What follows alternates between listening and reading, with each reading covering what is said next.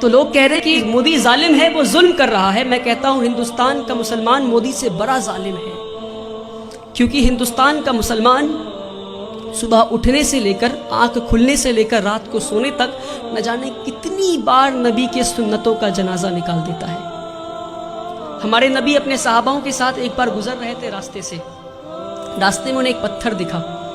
نبی وہ پتھر کو پکڑتے ہیں اور راستے کے کنارے میں پھینک دیتے ہیں اور کہتے ہیں اپنے صحاباؤں سے کہ اگر تمہیں راستے میں کوئی رکاوٹ دکھے تو تم اسے ہٹا دو تاکہ تمہارے بعد جو آئے اسے پریشانی نہ ہو. تو صحاباؤں نے اس بات پہ اتنا عمل کیا کہ کئی سالوں کے بعد ایک یہودی کا گروپ اس راستے سے گزر رہا تھا، اسی راستے سے، اور راستے میں ایک پتھر گرا ہوا دیکھتا ہے تو پتھر کو دیکھ کر بولتا ہے کہ شاید اس راستے سے مسلمان نہیں گزرا. میرے بھائیوں، وہ تھا ان کا ایمان.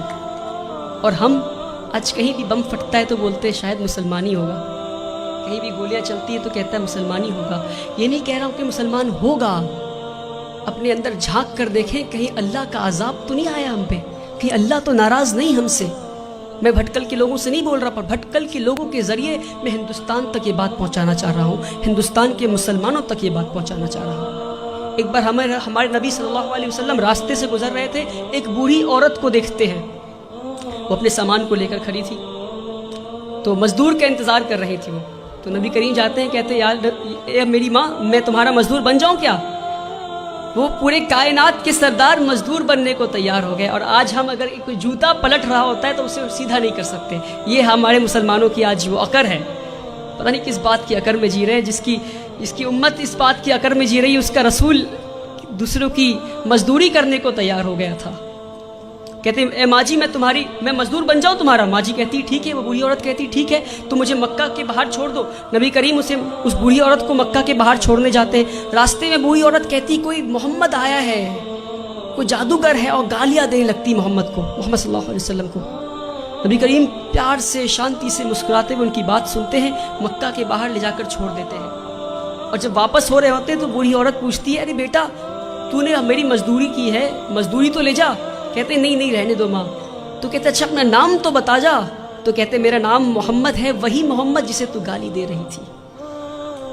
میرے پیارے بھائیوں، ہم اس نبی کی امت ہے، اس بات کو نہ بھولیں. ہمارے نبی سے زیادہ بڑا مثال سیکولرزم کا اس دنیا میں نہیں ہے. جس نے مزدوری کی اس غیر قوم عورت کی جو ان کو گالیاں دے رہی تھی، مسکراتے ہوئے اس کا کام کر دیا، اس نبی کی امت ہے ہم. جب طائف میں گئے تو انہیں اتنی پتھر ماری گئی کہ ان کا جوتا مبارک خون سے بھر گیا. تو جبرائیل امین نیچے آتے ہیں اور کہتے ہیں کہ اے نبی آپ کہیے تو ہم طائف ایک ویلی میں تھا، تو 2 پہاڑ کے بیچ میں طائف والے لوگوں کو ہم کچل دیں گے. ہمارے نبی گھائل حال میں بھی پتھر کھا کے بھی کہتے ہیں میں تو یہاں رحمت کے لیے آیا ہوں. میرے بھائیوں، ہم اس نبی کی امت ہے، اس بات کو ہم نہ بھولیں. جس دن مسلمان اپنے نبی کی سنتوں کا جنازہ نکالنا بند کر دے گا، اس دن ہماری تقدیر بدل جائے گی انشاءاللہ. اللہ تعالی ہندوستان اور اہل ہندوستان کے دلوں میں اسلام کے لیے عزت اور مسلمانوں کے لیے پیار بخشے. اللہ تعالی اس دیش میں امن اور شانتی قائم کرے. وآخر الدعوانا والحمدللہ.